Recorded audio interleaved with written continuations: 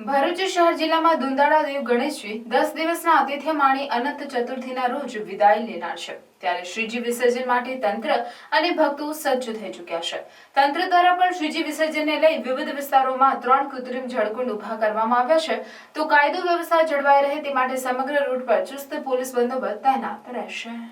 ઉત્સાહ અને ઉમંગ સાથે ગણેશ મહોત્સવની ઉજવણી સમગ્ર ભરૂચ શહેર અને જિલ્લામાં કરવામાં આવે છે। હવે શ્રીજીની 20મી વિદાયનો દિવસ આવી પહોંચ્યો છે, ત્યારે કોર્ટ અને એનજીટીની ગાઈડલાઈન મુજબ શ્રીજીની પ્રતિમાનું વિસર્જન નર્મદા નદીમાં ન કરવા માટે અપીલ કરવા સાથે તંત્ર દ્વારા ભરૂચ શહેરના 3 વિવિધ વિસ્તારોમાં જળકુંડ ઊભા કરવામાં આવ્યા છે, જેમાં ભરૂચના શક્તિનાથ નજીક જેબી મોદી પાર્ક પાસે તથા મક્તમપુર વિસ્તારમાં પણ એક મોટું જળકુંડ બનાવવામાં આવ્યું છે, જ્યારે ત્રીજો કૃત્રિમ જળકુંડ જાડેશ્વર ગાયત્રી મંદિર પાસે તૈયાર કરવામાં આવ્યો છે, જેમાં શહેર વિસ્તારના શ્રીજી આયોજકોએ પોતાના શ્રીજીનું વિસર્જન શક્તિનાથ નજીક જેબી પાર્ક પાસે કરવાનું રહેશે, જ્યારે પૂર્વ પટ્ટી વિસ્તારના લોકોએ મક્તમપુર નજીક બનાવેલ જળકુંડ અને ગાયત્રી મંદિરના જળકુંડમાં શ્રીજી વિસર્જન કરવાનું રહેશે અને નગરપાલિકા સહિત તંત્રએ શાંતિપૂર્ણ માહોલમાં શ્રીજી આયોજકો પોતાના શ્રીજીને જળકુંડમાં વિસર્જિત કરી શકે તે માટેના તમામ પ્રયાસો કરાયા છે।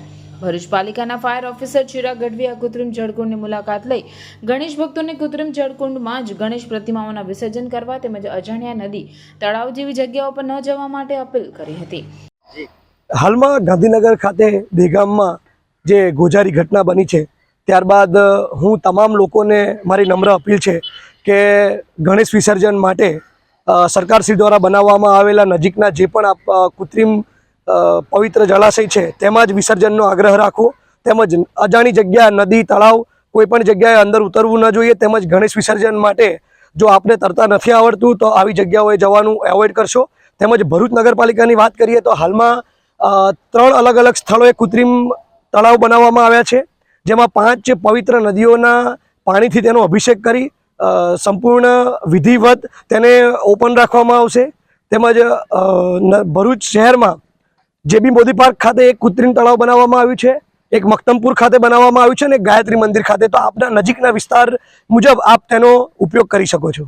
બીજી બાજુ ભરૂચ જિલ્લામાં શાંતિપૂર્ણ માહોલમાં શ્રીજી વિસર્જન સંપન્ન થાય તે માટે જિલ્લા પોલીસ વડાના માર્ગદર્શન હેઠળ પોલીસ તંત્ર પણ સજ્જ થઈ ચૂક્યું છે, જે માટે વિશેષ સુરક્ષા વ્યવસ્થા ઘડી કાઢવામાં આવી છે। શ્રીજી વિસર્જન માટે જિલ્લામાં ચુસ્ત પોલીસ બંદોબસ્ત વિસર્જન સ્થળ અને રૂટ પર સતત હાજર રહેશે।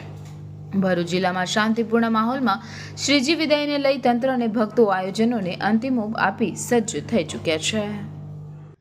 બીજી બાજુ ભરૂચ જિલ્લામાં શાંતિપૂર્ણ માહોલમાં શ્રીજી વિસર્જન સંપન્ન થાય તે માટે જિલ્લા પોલીસ વડાના માર્ગદર્શન હેઠળ વિશેષ સુરક્ષા બંદોબસ્ત સાથે પોલીસ તંત્ર પણ સજ્જ થઈ ચૂક્યું છે, જેમાં પોલીસને વિસર્જન સ્થળ અને રૂટ પર સતત હાજર રહેશે।